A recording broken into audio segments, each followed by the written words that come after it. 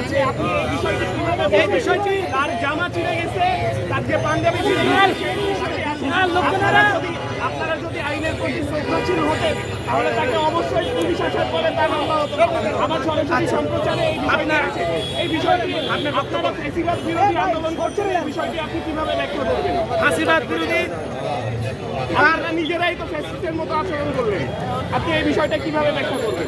কথা কম বলেন, আমাদের কাছে ডকুমেন্ট ছাড়া অবশ্যই ভাই ডকুমেন্টসের বিষয় না, আপনারা আপনারা কেন হামলা করলেন পুলিশের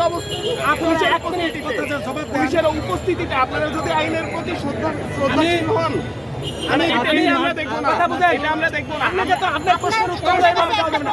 একটা প্রশ্ন করতে একটা উত্তর দিতে হবে। আপনি আইনে যদি শ্রদ্ধা করেন, পুলিশের সামনে তার বিরুদ্ধে মামলা আছে। আইনের প্রতি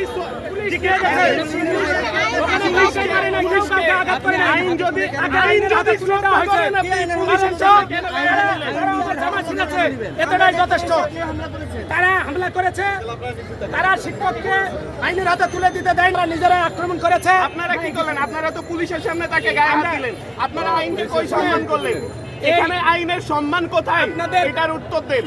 এখানে আইনের সম্মান কোথায়? পুলিশকে সম্মান করলেন আপনারা? সাংবাদিকদের নির্বাচনে পুলিশকে সম্মান করলেন?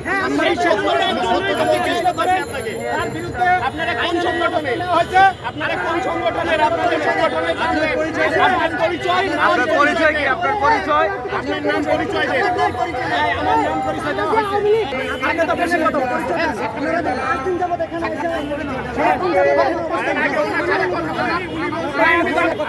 করতেছে যদি মনে হয় ফোর্স করে এইভাবে একটা লোককে 5ই আগস্ট থেকে ফাঁসি দিয়েছিল।